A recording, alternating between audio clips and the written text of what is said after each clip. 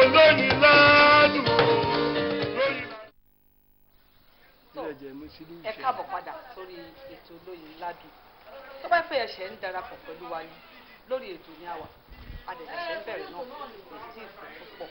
mo sọ fún wa mọ́lá ní àlejò lórí ètò lónìí mo lè sọ fún wa mo ní kódà láti Badagry dán ibẹ̀ ni a ti lọ gbé wọn wá èrí pé ó ga àwa náà la lè gbé wọn wá irú àsìkò báyìí náà la lè gbé wọn wá bẹ́ẹ̀ ni kí nìkan tó ń ṣẹlẹ̀ a rí pé àwẹ̀ Ramadan eléyìí tí a ti bẹ̀rẹ̀ ká ti ń mú lọ ọ̀pọ̀lọpọ̀ wa náà ló yẹ pé à ń gba àwẹ̀ yìí ọ̀pọ̀lọpọ̀ ló lè yẹ pé àgbà ẹlẹ́sìn kejì ni wá ṣùgbọ́n gbogbo aló yẹ ká mọ kí ni pàtàkì àwẹ̀ Ramadan ìdí wo ló fi yẹ ká máa gbà á tábà tiẹ̀ ń gbà á ǹjẹ́ ládàá kankan tiẹ̀ wá ń bẹ̀ fún àgọ́ ara wa ni àbí ní tiẹ̀ ní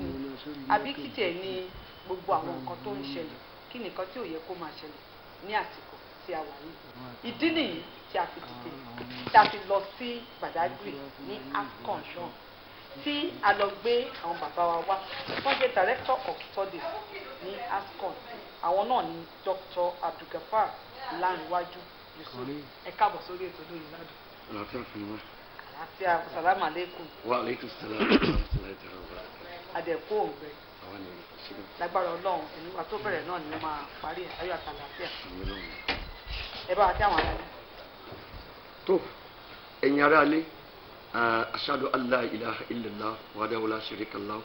wa ashadu anna muhammadan abduhu wa rasuluhu amma ba'du billahi minash shaitani rajim bismillahir rahmanir rahim. gbogbo ẹ̀yin aráalé pátá gbà mí kí n ní ìkìtì àfikìrà wa tábà pàdé Ọlọ́run ọba ìkìtì náà ni pé assalamu alaikum wa rahmatulahi ta'ala wa barakatuhu. ẹ jẹ́ ká kọ́kọ́ bẹ̀rẹ̀ báyìí àwẹ̀ Ramadan ìgbà wo gan ló yẹ kó bẹ̀rẹ̀ nọ́mbà kejì ni láti rí. gẹ́gẹ́ bí ọlọ́ọ̀bá ti sọ fún wa. n tí ì jẹ́ ogun. Ramadan ó yẹ kó bẹ̀rẹ̀ ní kése tí ènìyàn bá ti lè dá ìyàtọ̀ láàrin àtòwú dúdú mọ̀. yẹn ní pé kí ló bóyá agbẹ́fà àbàgbìgbà dúdú kété yẹn tí àlùfáàjà bá ti lọ ìgbà yẹn ló yẹ kí àwọn bẹ̀rẹ̀ then àwọn yẹ kó parí nígbà tí òun bá ti wọ̀ èyí tó bá yá kí ẹ̀sọ́ pàgùn nígbà tó òun bá ti wọ̀. àwẹ̀ Ramadan táwa sí kí ni ó fa àwẹ̀ Ramadan gbà báwo gan kí ni foundation kí ni origin báwo gan ló ṣe bẹ̀rẹ̀. bára bisimilayi ní ṣètò àná bisimilayi. anabi wa Muhammad sallallahu alaihi wa sallam ní ìgbà tí ó rìnrìn hijira kí ni tí wọ́n hijira ni ìrìn láti ìlú Mẹ́kà lọ sí Madina nígbà tí ó dé ibẹ̀ ó bá àwọn èèyàn tí wọ́n ń gba àwọn ó bá àwọn tá à ń pè ní Yahudi ni àwọn bíi Israelite wọ́n ń gba àwọn dẹ̀ mú àwọn ẹni kódó òdúró wọ́n mú ní ọkùnrin dùn àlejò wa bí wọ́n sẹ́lá fún wa bí wọ́n pé ẹ̀yin tẹ̀ ń gbà wẹ̀ yìí kí àwọn tẹ̀ ń gbà yìí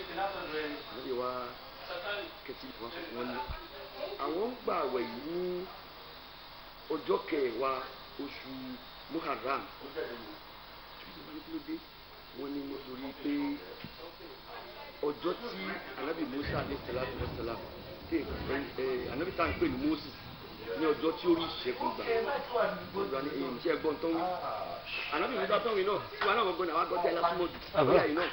ó di òjijì fún yín wá di sáàmù gẹ́gẹ́ bí ọ̀rọ̀ ọ̀nù àwọn ọ̀rọ̀ ọ̀nù nígbà yẹn wọ́n wá di hijira ọdún tó 2 years later ayàwó wa sọ̀dọ̀ ọlọ́run ọba wípé ìwọ ànábì tó fún àwọn èèyàn ẹ̀ a ṣe àwọ̀ yìí ní àwọn Ramadan yìí a ṣe fún yín ní òkodoro a ṣe fún yín ní túláàsì kí ẹ máa gbà gẹ́gẹ́ bí a ṣe ṣe fún àwọn tí wọ́n ti wá síwájú yín kí ẹ lè bá ẹ ní ìpayà níwájú ọlọ́run ọba yín ìyẹn wá dé ànábì wá ní kúburú ayé àti dé o n tó dé ìsìn báyìí ẹ̀yin èèyàn mi àwẹ̀ tá à ń gbà tẹ́lẹ̀tẹ́lẹ̀ ní on the 10th of Muharram ó ti di tàtàwá kí ni tí wọ́n tàtàwá náà ni pé ó ti di nǹkan tó bóyá tàbí ṣùgbọ́n tó bá wù yín tí ó bá wù yín ṣùgbọ́n eléyìí tó dé yìí ó ti di important one ó ti di dandan tí ó wá látọ̀dọ̀ ọlọ́run ọba ìyẹn ni a fi ń gba àwẹ̀ Ramadan lẹ́nu báyìí. tó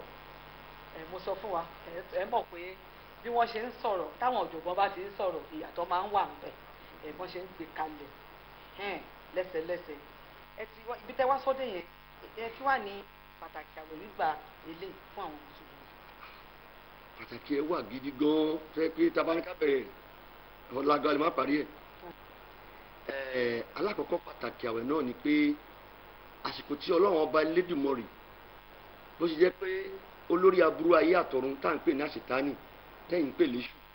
àsìkò tí ọlọ́run bá ń kì í mọ́lẹ̀ tó so mọ́lẹ̀ rí tẹ́ ẹ bá ṣàkíyèsí ẹ rí i pé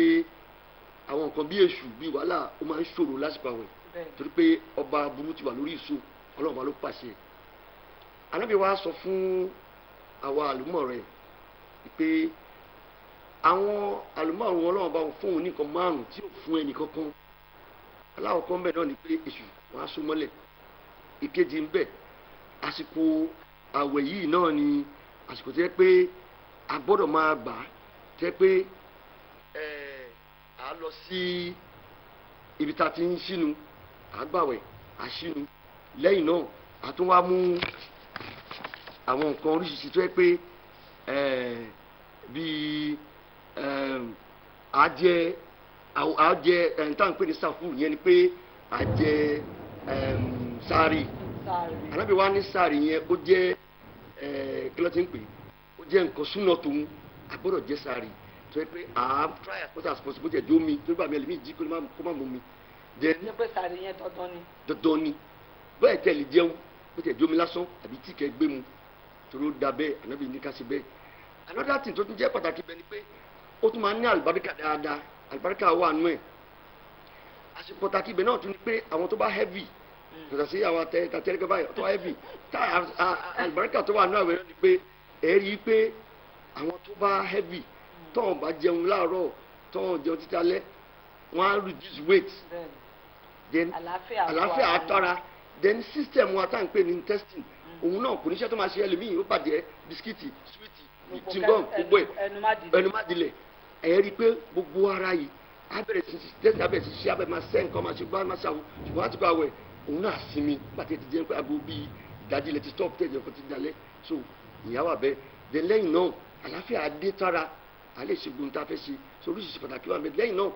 a tó rí i pé Ọlọ́run bá ní àsìkò yìí òun á foríjì ẹ̀dá àwọn màláíkà ń tọrọ àforíjì fún wa ní gbogbo ìgbà tá a bá ń wà láwẹ̀ tá ti panu mọ́ tó bá tún dalẹ̀ náà wọ́n máa tọrọ àforíjì fún wa àpàtàkì tó wà bẹ́ẹ̀ náà ni pé nínú àwọn Ramadan náà la rí i pé tí èèyàn bá ṣe aburú àwọn màláíkà tí wọ́n ní kọ́ rárá gbogbo tẹ́ ẹ bá ṣe pàápàá ló máa sáré kọ́ kalẹ̀ tó oríṣiríṣi orí pọ̀ nú ẹ̀ gidi gan tá a lè sọ tán. eléyìí tẹ́tí ẹ̀ ti sọ yẹn gan kódà èmi gan ti rí ẹ̀kọ́ tó pọ̀ mo ti rí jìnnà ó dẹ̀ pé àwọn tó ń wò wá lé àwọn gan ti rí ẹ̀kọ́ tó pọ̀ wọ́n ti rí jìnnà.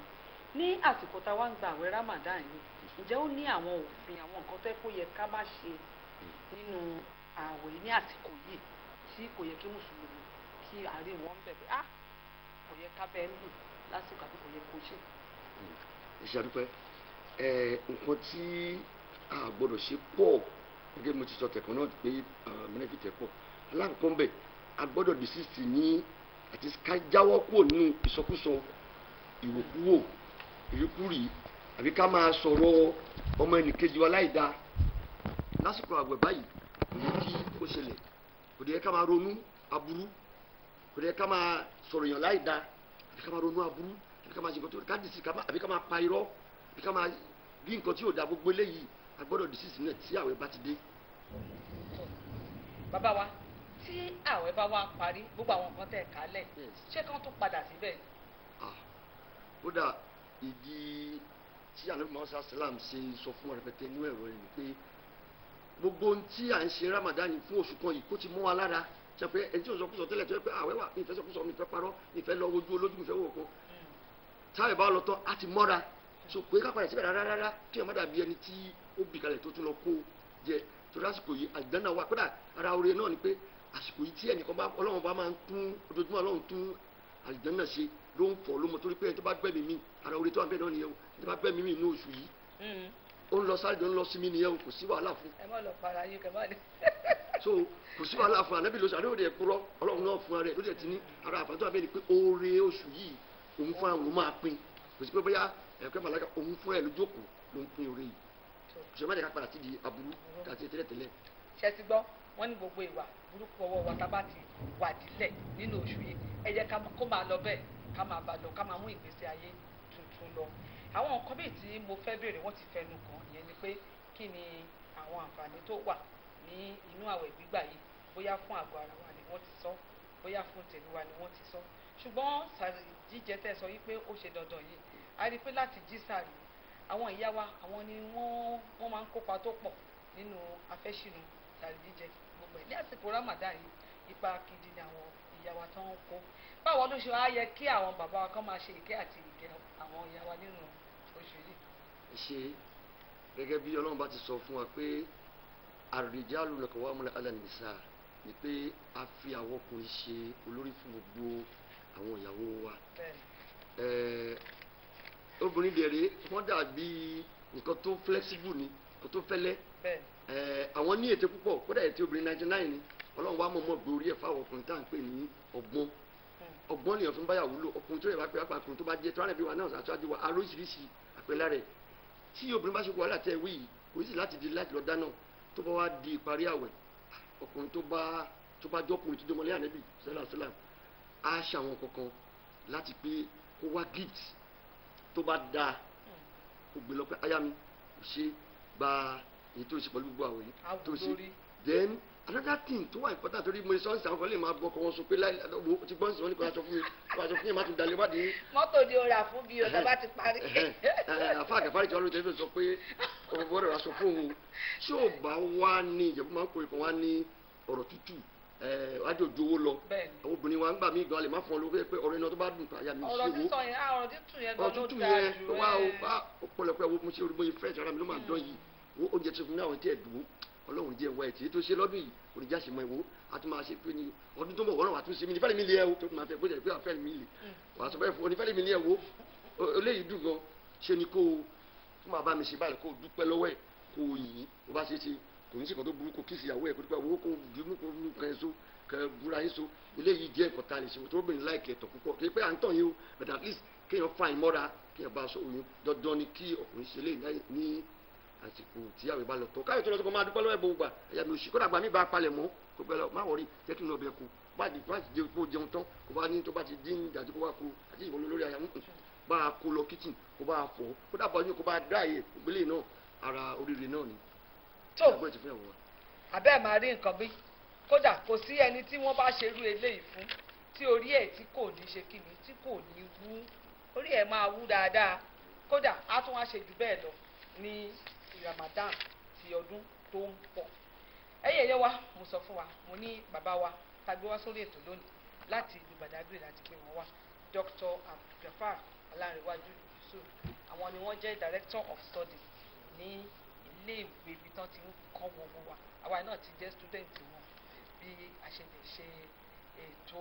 bá ṣe lè mú ibi iṣẹ́ wa ká jẹ́ olórí adarí tó dáa ní àwọn ẹ̀ka wa ní ilé iṣẹ́ wa ẹ ṣe é gan ni kí a kò ní kí ẹ jẹ́ wa alájà Nurat Ọláìdé àwọn ni wọ́n ní Bimdot Enterprises Limited wọ́n ní bí wàá tẹ̀wá ìka fún ní aṣọ yìí àwọn safety kit náà tí wọ́n ti máa dé wọ́n ní ẹ bá bá àwọn alájà wa ẹ bá délé lóyin ládùn náà a ní àṣàyàn òwe tí a ṣe sínú síìtì tó bá wà lọ bá délé àdúpẹ́sà lágbára Ọlọ́run lọ́dún tó ń bọ̀ àtúnjọ ṣe ni àtúnpè ni àdàmọ̀ pé ẹ máa tún jẹ́ wa. mo fẹ́ dúpẹ́ lọ́wọ́ àwọn tí ẹ̀yin tẹ́ ẹ fún mi ní gbogbo ẹrù tó wà wájú mi yìí àgbọ̀n náà ni wọ́n wọ́ yín o iléeṣẹ́ yóò jóná o àpadà sí burúkú ètò kéré àti tóbi òrìjẹ ẹ̀mọ́ ogun tó wà Nàìjíríà ní ìsètò àlágbàáyé ń sìn òrìjẹ bí ẹrù yín kò ní ibi iṣẹ́ yín o adìyẹ máa ta o ìṣe mo dúpẹ́.